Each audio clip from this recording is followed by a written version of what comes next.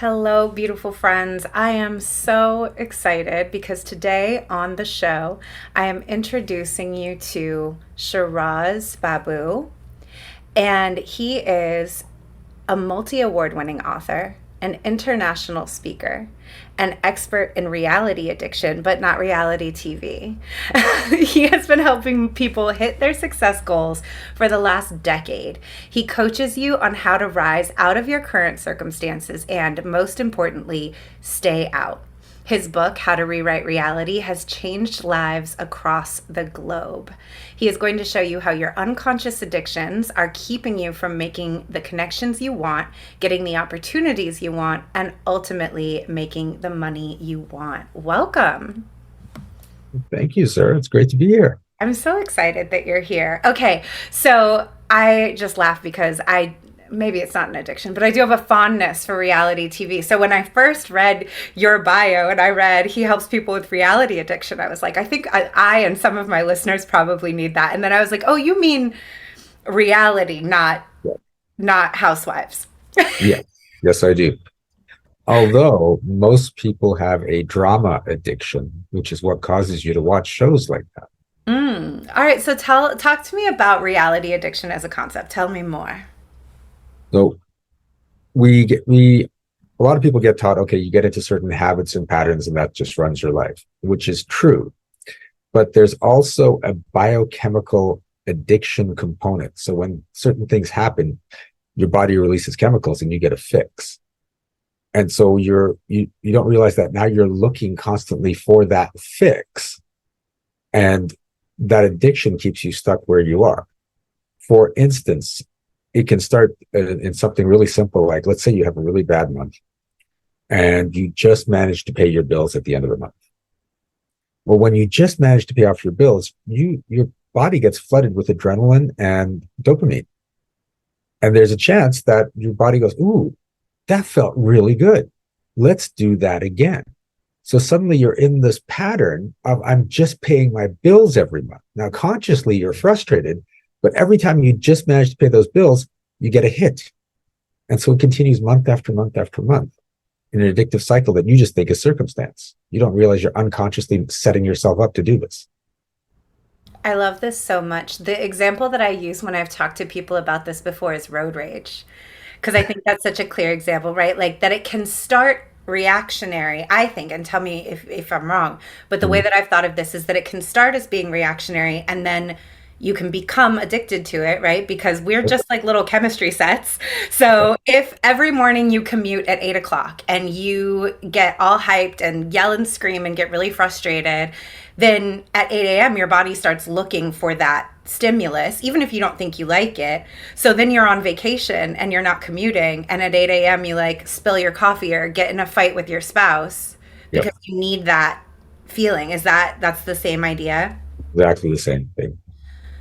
This is so cool. And so how can people start to recognize what their unconscious addictions are?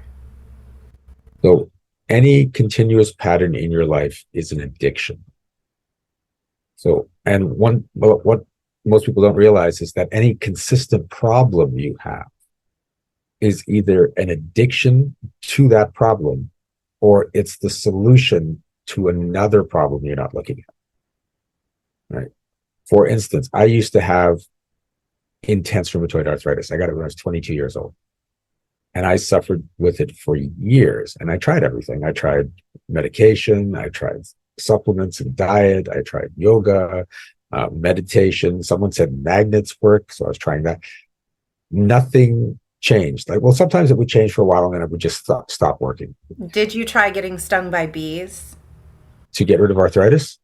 I'm only asking because I know someone with rheumatoid arthritis and she puts her hands in jars of bees and gets stung by bees and she swears that that works. I'm like, humans are magnificent. Okay, that's interesting. There you go. No, I Just did thought not I'd try ask. that. So it was painful. I eventually learned to tolerate the pain. My pain tolerance is through the roof right now. And it wasn't until my father recommended this program that was over in India that everything changed for me because he talked about this program. He said, "Oh, they've helped people with arthritis and cancer and diabetes. And I'm like, what? Like, the people usually specialize in something, like we'll help you with your arthritis or your cancer. He's like, no, they cure everything. I'm like, why isn't this worldwide? He goes, because no one really believes that it works, but I know the people that run it, they've had great results. So I fly over to India and I start working with this guy. And I thought, because it's India, it's going to be some sort of Reiki energy healing, something like, heal, Shiraz, heal. Right? This guy sits me down and talks to me for 2 weeks. Right? And it was like being with a psychiatrist. I'm wondering what the hell is going on. But he's not trying to solve any problems. He's just gathering all this information on my life. And then after about 2 weeks, he goes, well, Shiraz, here's the problem. You believe you're responsible for everyone in your life. I'm like, no, I don't. That's crazy. And he goes, yeah, I know you don't think that you do, but from everything you've told me, you've created this belief that you need to be responsible for everyone. And it started when you were about 8 years old. And I'm like, okay, I know I'm a responsible guy. I don't think I'm responsible for everyone. But even if that's true, what the hell does that have to do with arthritis? And he said, oh, no, you don't want to be responsible for everyone. That's too much work. I'm like, yeah. And if you're lying in bed in pain, you don't have to be responsible for anyone. You don't have to feel guilty about it. If people see you're struggling to get through your day, they're not going to ask you to take care of them. The arthritis isn't the problem. It's the solution to the problem you're not looking at. I'm like, that's messed up. He said, but that's what most chronic illnesses are, solutions to problems people don't realize they have. Right? So I thought about that and I said, okay, if what you're saying is true, then all I have to do is say I'm not going to be responsible for anyone and the arthritis should just go away. And he looked at me and goes, yeah, if you actually believe it deep down. So I summoned my will and I said, you know what? I'm not going to be responsible for anyone but me. You know what happened in that moment? Tell me. Nothing. But when I woke up the next morning, there was no pain. There was no inflammation. I had more mobility. I could even breathe better. I could get more oxygen to my lungs. It felt free. And I'm freaking out because it's been 18 years. And one conversation and it's gone. That's insane. Right? But that's what it was. It was me. And it wasn't even that the responsibility, it was the choice that I should feel guilty if I can't take care of everyone. Because your mind tries to avoid emotional distress at all costs. And it will create physical circumstances, illness, busyness, poverty, whatever, to avoid emotional. It doesn't give a crap about the physical. It only cares about the emotional. And the three biggest things it tries to avoid are guilt, shame, and heartbreak. Yes. So here I was choosing to be guilty. And I said, you know what? Let's not do it. Arthritis is gone. Wow.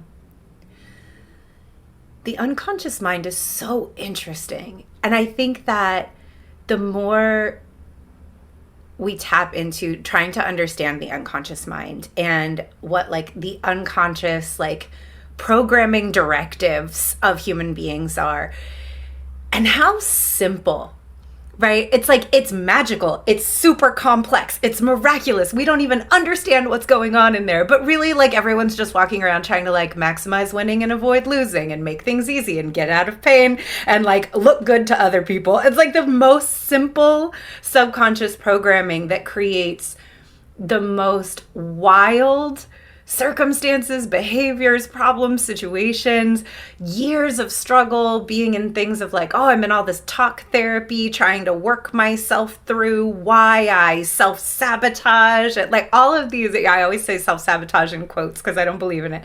But like, it always comes down to these very human, and I say that in the like, aren't we sweet? Like unconscious, like, oh, you're just trying to do something so sweet and so human and so simple, which is just like, don't feel guilty. Okay, yeah. We'll create this like really complex set of circumstances so that you're out of guilt. Because it's wild. Humans are wild. Yeah. We're programmed to avoid the bad. Mm-hmm. More than we are to go towards the good. They say it's a 3-to-1 ratio. Like you're 3 times more inclined to avoid bad than to go to good. So you're constantly looking for what could go wrong and trying to protect yourself from it. Right. And it's because, back when we were like caveman stuff, if you saw something bad, you die. So you're looking out. Okay, that's saber-tooth tiger. No, poisonous plant. No. Now that doesn't really exist for us in rural areas, but the programming's still there. Right. You're having a saber-toothed tiger reaction to like opening your mail. Yes, exactly. I say as someone who's very avoidant to opening my mail. So what would you say are some of the most common unconscious addictions that you see when you're working with people? So big thing is people are trying to be safe over anything else. I have seen people feeling they're unworthy, so they're constantly in the state of trying to prove themselves. And proving yourself, it actually pushes people away. So it pushes away business, it pushes away people, because you're trying to say, look how great I am. But you're only doing it because you don't think you're great. And avoidance of guilt is a huge thing. So how often do you hear someone, if you ask them to do something or for something, that they just say no and don't back it up with an explanation? Right? People that could just say no, or just nope, they don't want to do that, they actually are free, because they're just like, I don't need an excuse. My no is a no. But we get programmed that you've got to come up with an excuse that will comfort everyone and make sure they're okay with it. And so what we do is we do it proactively. You make yourself really, really busy. And then people are like, can you come out tonight? No, I'm too busy, man. And so now you don't have to feel guilty for giving them a no. Right. And the three big things we do is we make ourselves busy, we make ourselves broke, and we make ourselves sick. And you get addicted to that state because now it gets you out of guilt all the time. And you think, well, that's just the way my life is. But trust me, as someone that was stuck with guilt and arthritis for 18 years, no, you put that there proactively to keep yourself safe. How might this play out for people with money, especially for business owners? So when you can do your business without worrying what other people think of you, without worrying about guilt, your business expands. There's other programming that has been put into us that the general public tends to believe, like you have to work hard to succeed. Like, it makes sense. If you're not working hard, how do you expect to succeed? But the actual belief you want is you have to be willing to work hard to succeed. I'm willing to work hard. And I just came back from a 3-day event. We were doing 12, 14-hour days. I'm totally willing to work hard to succeed. But I'm also willing to lay on a couch and eat chips and have money show up in my bank account. I'm totally willing for that too, right? So I had, excuse me. Okay. Oh, man. Sorry. You're into the woo, right? So, I am into the woo, and our listeners are into the woo. They'll take all the woo. Okay. So my body reacts to when people shift energetically, and I tend to yawn and cough. So, and it plays out, it doesn't have to be in real time. So people that are watching this now, so people are shifting and my body's reacting to the people that are going to shift after the recording comes out. So I did not expect that. That was kind of weird. But it's happened before. So, but this is it. Like, this is what we do to ourselves.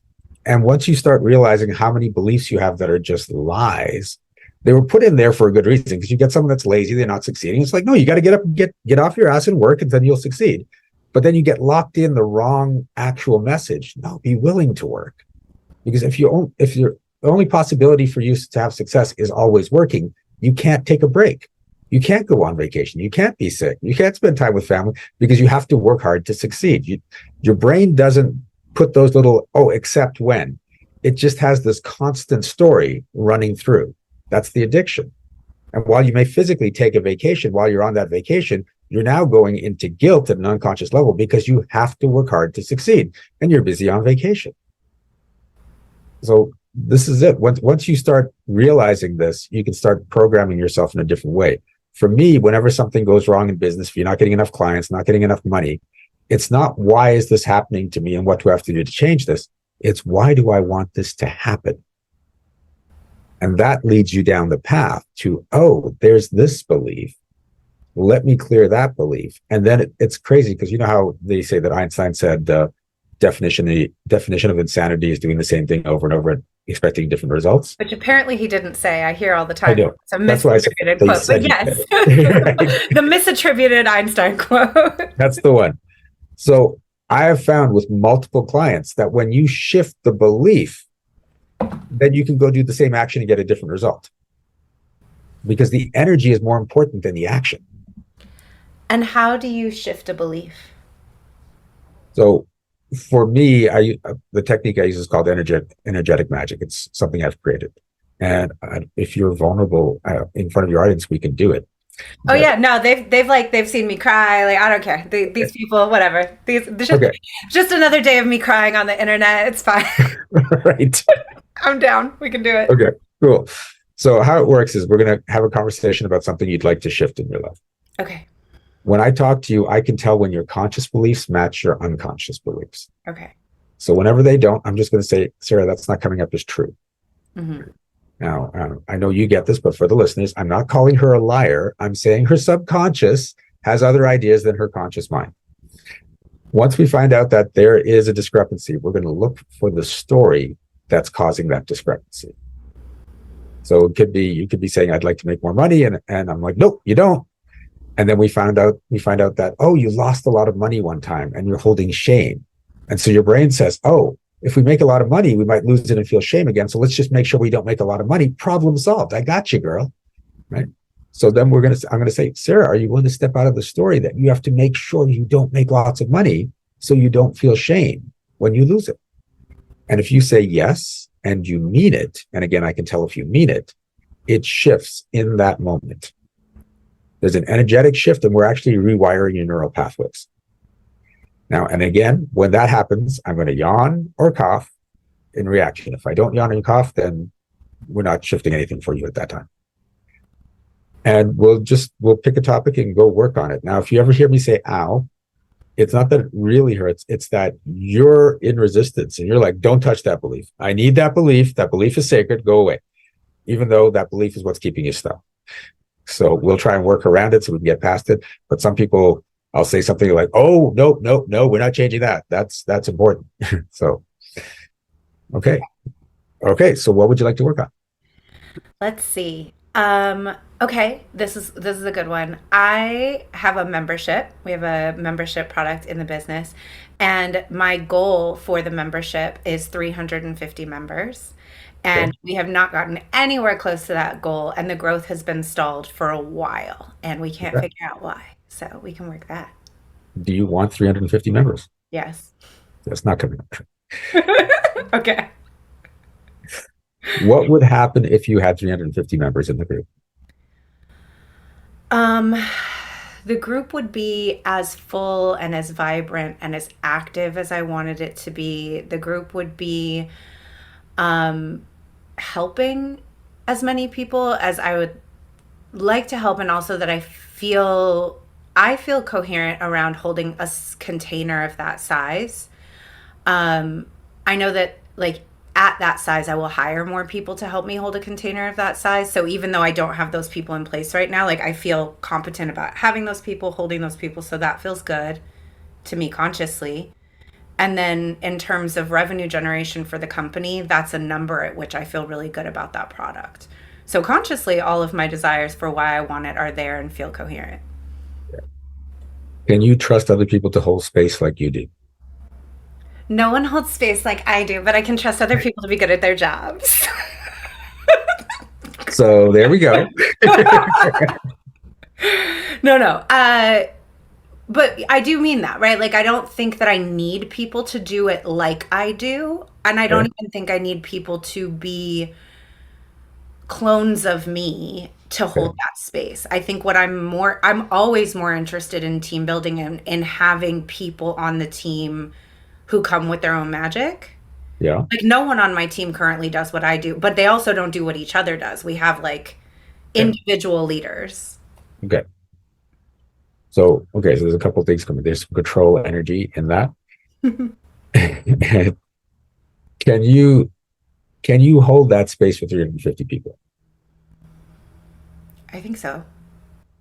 I don't feel any, there's nothing in me that feels nervous about it or feels like it would be outside of my ability to hold it. Would it be a lot of work? No. That's not coming up true. Yeah, we have systems in place that I believe are set up to hold that. Energetically, would it be a lot of work? My answer is still no. And obviously, I've never done it before.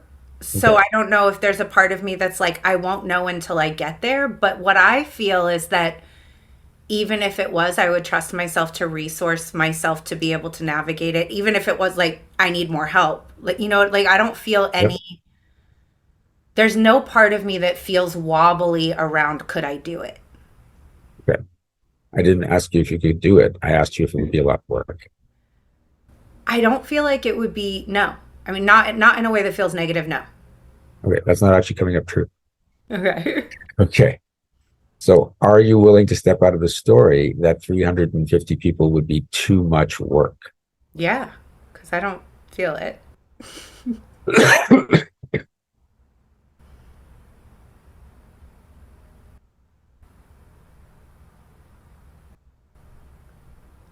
Ooh, All right, something happened. yeah. Remember, your subconscious is going to trick you. It's like, no, that's not the problem. That's not the problem. Here's a question that just came up to me as we got there, and Yeah. maybe you can tell in my energy. Is it that I think that having 350 people would be too much work, or that getting them would be too much work? So, truth, would getting 200, 350 people be too much work? It doesn't feel like quote unquote too much work, but it does feel like a lot of work. And I do feel that the beginning of the grind of the story of, well, we've been working this hard on it for this long and it's not working. Yeah. Like, so I feel that there more than I feel anything around, if they were here, could I host this party? That Okay. feels fine. But I do feel the potential of, oh my gosh, it's going to be so much work to like bridge the gap. Okay. So, are you trying to avoid all that work?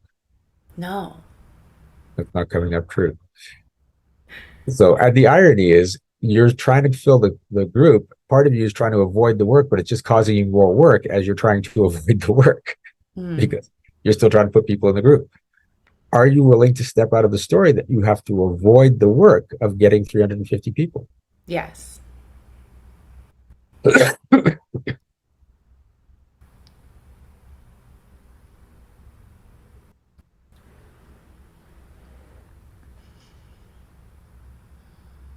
And it's funny because it's actually very common that in order to avoid big overwhelm, we create little amounts of overwhelm and we just go through it for long periods of time. But when you add up all those little amounts, they end up being bigger than the overwhelm you're trying to avoid, and you still haven't actually accomplished anything. So, Right.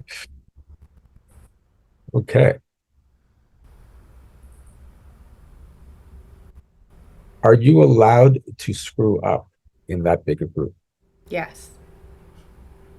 Okay, that actually came up true. I'm impressed. Yeah, like I said, like I'll cry on the internet. No, my people see me mess up. I'm very comfortable with that. I'm a dancer, Okay. so I'm like, I've had clothes fall off on stage. I've had someone pull the fire alarm on stage. I've had the DJ play the wrong song. I have broken a bone on stage.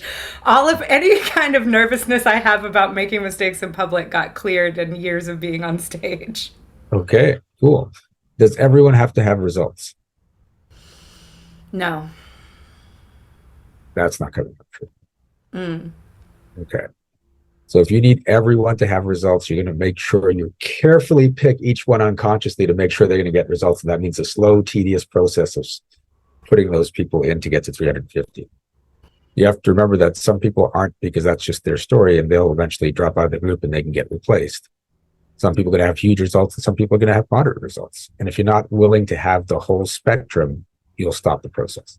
Yeah, I don't feel any resistance to that because in our small group, there are already people who pay the monthly membership and never come to anything. And I feel very resolved around the fact that it's the same as a gym membership, right? Like Yep. people buy a gym membership based on thinking they will go to the gym, and then they keep it thinking this month is my month, and if they want to keep paying for it every month, they can. Like, I don't feel Here's like the I'm thing. letting people down. No, but here's the thing. You're not letting them down, but your energy just went to, I feel bad for them. Mm, And if you go to 350 people, that's a lot more people you will feel bad for. mm-hmm. Even though there's no guilt that you're not delivering, you know you're delivering, but you still feel bad for them. And the more that grows, the more resistance you go into. Mm. So are you willing to step out of the story that you need everyone to get results? Yes.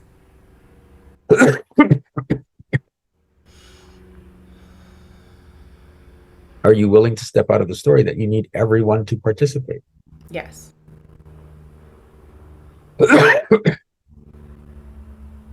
Now, are you willing to step out of the story that you need to feel bad for the people that are paying and not doing anything? Yes.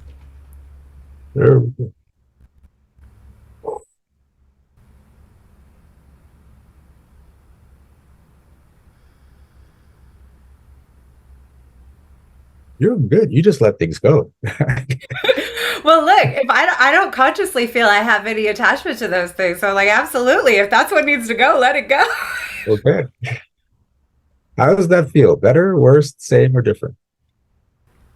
I think it feels the same. I don't think I had considered that those blocks were there because, like I said, like on a conscious level, I don't think those things. Um, so I have, yeah, in general, I have very little resistance to the idea of letting any of those things go. Okay. Because when you were talking about the people with the gym membership and you're like, well, they just don't pay, your energy just dropped. Like I was like, oh, there is definitely something there. Mm. I'm happy I was just feeling bad for them and not feeling guilty because that's where most people go. They have to get results or I feel like crap and I feel guilty. You're just like there's this place of compassion. I mean, you're paying, you should get results. You should so And I think, and this is again, this is on my conscious level. Um, I don't feel any attachment to you should get results because you're paying. yeah, Because that's not how money works, right? Like I know so many people, you can't see it because my background's blurred. I have a Peloton. I know so many people have a Peloton who just use it as a clothes hanger, right? Like yeah. we buy things thinking that just buying it is going to give us the result. That's not, I have no confusion that that's not how that works. And like, I actively dissuade people from paying me if they think that just paying me is going to solve their problems because I'm like Yeah.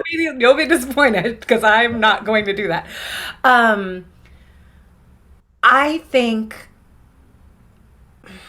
when I feel sad Yeah. when people don't get results, I think it's more for me Yeah. about how, like, especially with my clients, like I work with artists and creatives and spiritual practitioners, the feeling of looking at someone who's so talented and has every possible resource to get their work out into the world and then is still not taking advantage of those resources.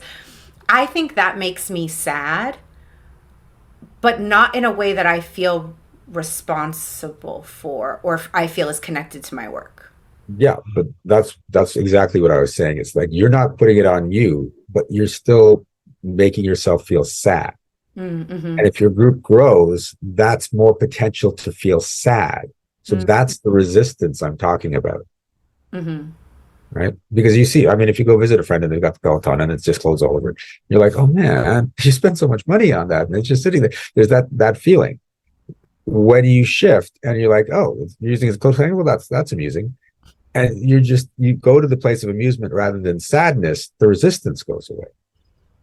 Mm-hmm. Right? I had someone that paid in full for my year-long program, has never shown up. Right? And I've sent a couple emails, texts, and I'm like, are you going to come? Didn't reply to me. And I know they must have got the text, even if the emails might have gone to spam or something. Just didn't reply. I'm just going to give you thousands of dollars and just not show up. Yeah. So I'm like, well, if that's what you want, that's what you want. Yeah. But I didn't go to, oh, I feel sad because you have this all available and it can really change your life. It's just like that's where they are right now. Yeah. So I've done what I could and now I just let it rest. Okay. So are you willing to step out of the story that you should feel sad for people that aren't stepping into their full potential? Yes. And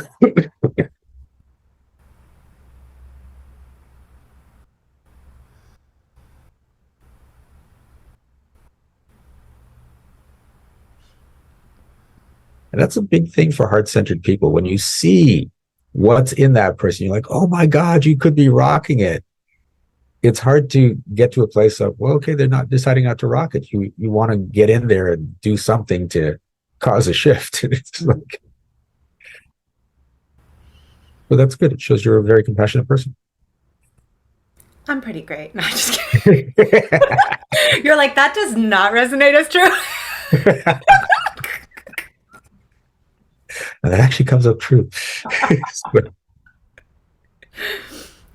Okay, so what now? So I mean that was the core thing there. We just have to check in on that. Um, so let's just check. Is it okay to have 350 people in your group? Yes. That's more yes than no. There's still something in there. What's the worst thing that could happen if you had 350 people in your group? Nothing. I'm not consciously aware of any negative consequences of this. Okay. Because there's a certain energy, and it feels more like it has to do with the people you have to bring in for this than the people that are in the group. Will you be able to find the right people to manage the group? Yes. That's not going to be true. So there's where it's going. And this could be just a really simple thing. Are you willing to step out of the story that you won't be able to find those right people for your group? Yes. Oh no, it didn't move. It started to push back. Okay. Have you ever had problems with staff before that you had to let them go? Yes. There it is. Okay. Are you trying to make sure that kind of situation never happens again? Yes. Okay. So here's the thing. Okay. You're going to function in one of two directions. Try not to make something happen or try to make something happen. You can't do both at the same time. So when you're trying not to make that situation happen again, the easiest solution is to make sure nothing happens again. Because if nothing happens, you can't have that situation again. So if you don't grow your group, there's no chance of you having to bring people on and then have it mess up and you have to fire them or whatever that incident was. When you let go of trying to make sure that doesn't happen and just go into, I'm going to make this happen, it doesn't mean that automatically happens. It just means all that energy comes out of the stopping and it goes into the moving forward. So are you willing to step out of the story that you have to make sure that situation never happens again? Yes.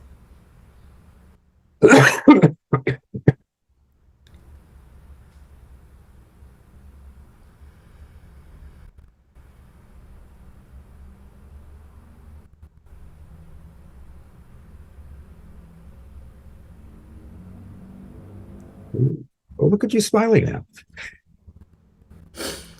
I was smiling because I was thinking about people watching this, and I was like, oh, this is going to be a really interesting thing to watch on YouTube and strange to listen to audio only. Yeah. But if you're listening audio only, we're glad you're here, and thank you for being along for the ride, and go watch it on YouTube so that you can see what it looks like. But it's an interesting case, but it's like an example for some people that are not quite getting it because I can feel it's out there. Imagine you're a little boy or little girl and you're standing by a wall and it was unstable and the wall collapses on you. And you end up going to the hospital. It's traumatic. And now you're growing up, and whenever you go into a room, you go and you push against the wall to make sure it doesn't actually fall on you. And people are like, what are you doing? It's I have to make sure the wall doesn't fall. And it's like, but it's not going to. No, it did. I have evidence it did. I was in the hospital. And so you keep pushing against these walls. And when you stop that and just be in the room, it doesn't mean all the walls automatically fall. It's just now you can just be. But so many people out there are pushing against their own private walls all the time and not getting results. I love it. Okay, Hey, how you feeling? I feel good. Good. What now? Is it okay to get 350 people in the group? Yeah. It's almost yes. There's one little piece left. I love it. I like stumping you. I'm like, just I'm a Yeah. little delighted. Well, it's funny because you're pretty powerful. So your energy is trying to block my intuition as to go exactly to where we're supposed to go. Stop it. It's cool. It's amusing me too, because usually I'm just like, oh, it's this, it's this, it's this. And I'm like, damn, she's good at blocking. I'm not trying to. Like, I swear I'm not trying oh, to. I know you're not trying to. Uh, okay. What if you get it and you lose it? How would you feel? Sad. Okay. So is it better to not have it than to have it and lose it? No. Not coming up true. Hmm. Are you willing to step out of the story that it's better not to have it than to get it and possibly lose it? Yes.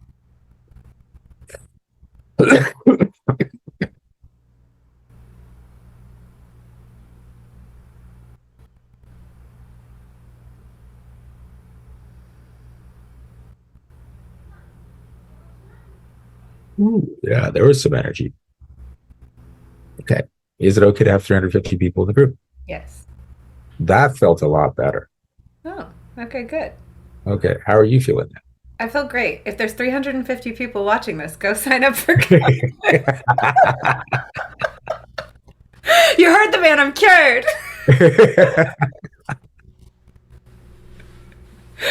No, this is fun. So can I ask you questions? Or wait, am I done? Am I? Yep, we're done. Go ahead. Well, wait. First question is: are there follow-up things I need to do? Are there things I need to do to like integrate this? Do I need to drink a lot of water? Like what up now? What's up? What up, Doc? Okay. So when you do a lot of energy work, you tend to burn sugar, salt, and water. You're definitely going to need to hydrate. If you get a sugar or salt craving, just give into it. That's the energy you process. Will this stick? Maybe. I want you to think of it like, you ever play Jenga? Yeah. Okay, so you have a Jenga tower that's holding in this belief that I shouldn't have 350 people in the group. We have no idea how many blocks are in this Jenga tower, and we've just pulled out a bunch of blocks. Did we pull out enough blocks to make tower fall and get you out of the addiction? Right? We may have, in which case things will shift. Did we pull out enough to cause a shift? We may have. You may start to see all these people show up. But if you don't topple the tower, you'll eventually put the blocks back in and end up back where you started. This is what happens with a lot of people. You go to a retreat, you go through a course, you start to see results. You're like, oh, my life is changing. And then you lose it after a few weeks or a few months. That's because you didn't continue to do the work and you put more blocks back into the Jenga tower and made it nice and solid and feel good again, because that's where the addiction is. So when things start to shift, you want to lock in, oh, that's my new reality. And you've just done this kind of work. The sooner you lock that in, that's how life is right now, the more it will stick. The people in my program, I have a program called $1 Million Impact Makers. And whenever people have a win, there's a celebration, but then we always say, because that's how you roll. Because we're normalizing the success every time it happens, so that people's like, well, that's just how I roll. And as a result, people just start having more and more successes over and over and over, because that's how they roll. I love it. Okay. So my questions for you are, because I love magical people, and I love people who are really in touch with their magic, and I love that everyone's magic feels different to them. Yeah. So what does it feel like for you when you're doing that work with someone? Like, what does it feel like in your body as this is coming up as true or not true? What does that feel like for you? Most of the time, it's like a heaviness or a lightness coming off you. Right? But for me, I made a decision long ago, let the information show up however it wants to show up.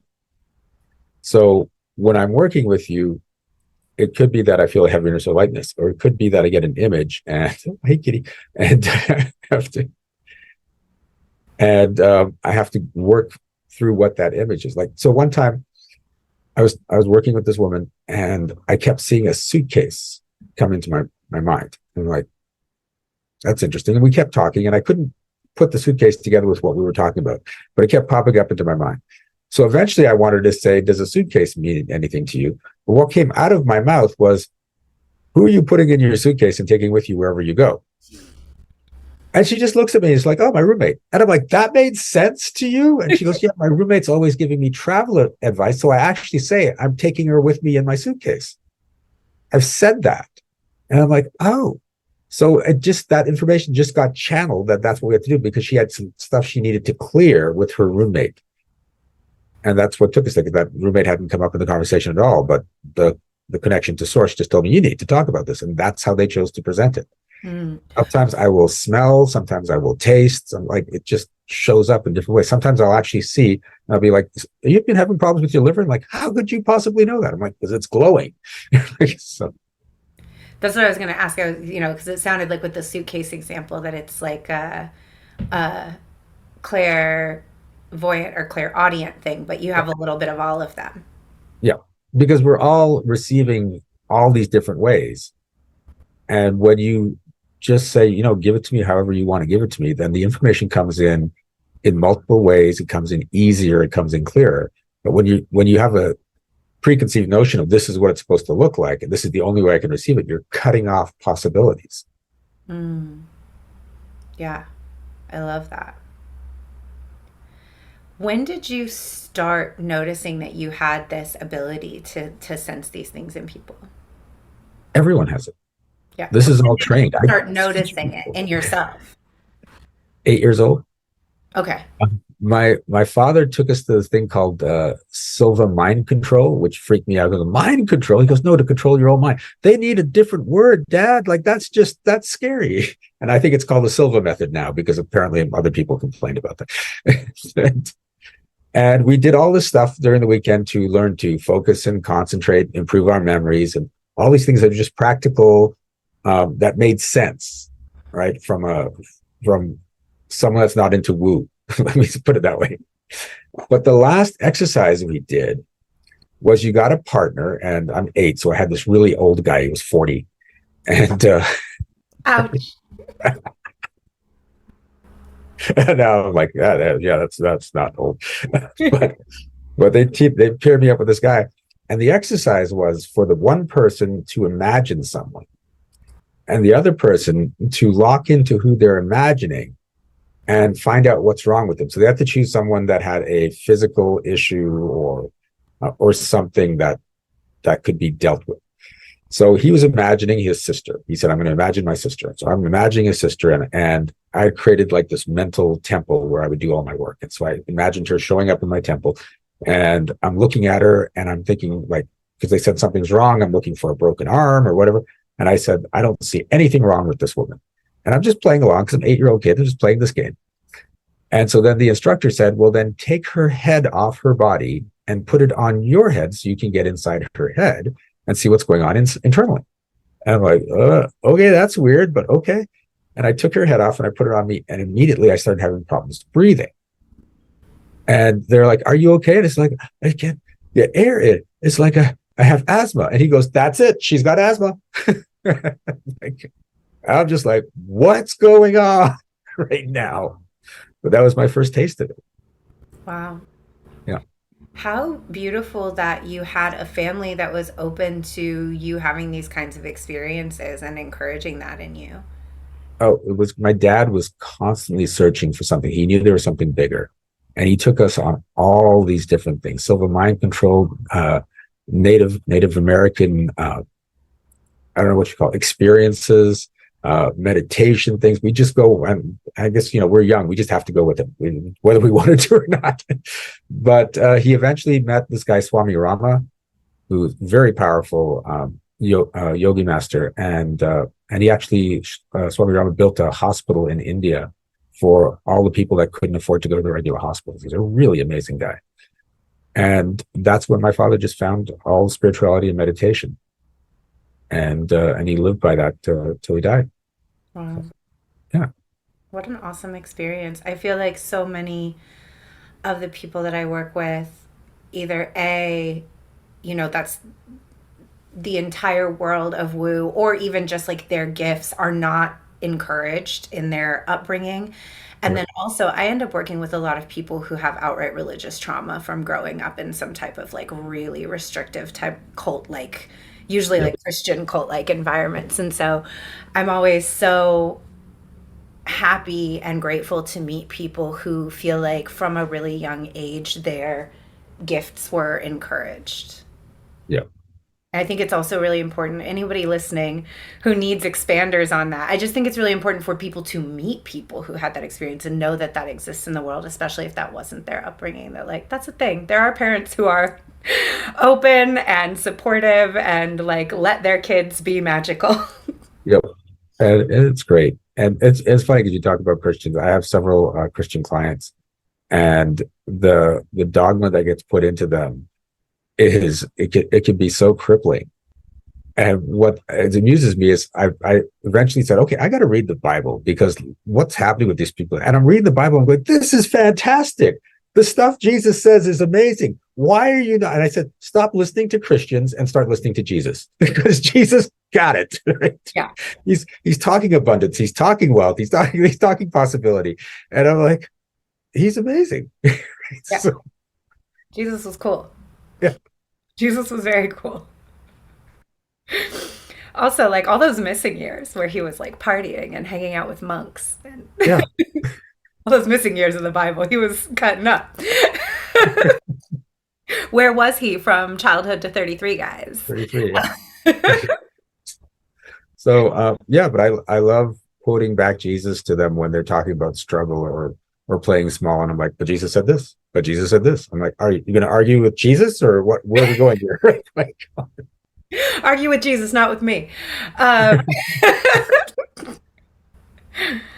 Yeah, I mean that's a whole separate show and a whole separate conversation where really I would be out of my depth as a non-Christian. But I do know that for a lot of people, the dogma that they have been indoctrinated into, they don't even realize isn't biblical and is just from their particular church or sect, or the elders in their faith versus like what's actually in that book. So you know, as a religious text, I enjoy it. I also enjoyed the Bhagavad Gita. You know what I mean? Like, if you're the kind of person yes. who just goes out and reads religious texts, it's a great one. It's a fun book. Yeah. Also, like, it's a drama. I know. Like a lot of pillaging. Great. No, I'm enjoying this. I want to go through as many different religious texts as I can, and just taking that, because what's funny is they all started from the same truth, and then they just branched out, and now you've got this interpretation. One of the funniest things I've ever seen was someone said, I think God is a woman, and she knows the truth, and she's had relationships with these different people, Muhammad, Moses, Jesus, and they learned what she learned, but they didn't quite get it. And so they're trying to teach it from their viewpoint. So all religion is mansplaining. I was about to say they're just mansplaining God. That actually tracks. That sounds really right. I like, yeah, no, that tracks. That tracks with the history of the world as we know after a certain point. This is so lovely. I feel like I could talk to you forever. So where can people find you? Where are you working? What are you doing? What do you want to plug right now? What do you got going on? Oh, my website is energeticmagic.com. And same way you sort of filter out the people. I'm looking to work with people that have decided they need more in their life. They want better, they want more happiness, they want more success, and have a greater impact in the world. And those are the people I let into my programs. If I figure you're coming into the program so I can save you, you're not coming into my program. That's a hard rule, because everyone in the program now is about empowerment. They're all supporting each other. And I had a meeting last night with the people in my group, and several people are just like, I love this group so much. I can pour my heart out to this group, and everyone fully supports me, even if I say the craziest things. And that's what I love. That's the people I want to work with. And yeah, and I work with them on different levels. There's the general level, which we call monthly magic, where you're getting a dose of magic every month, up to my program I talked about, the $1 million impact makers. And that's for women coaches that are around 6 figures, but going through yo-yo income every month.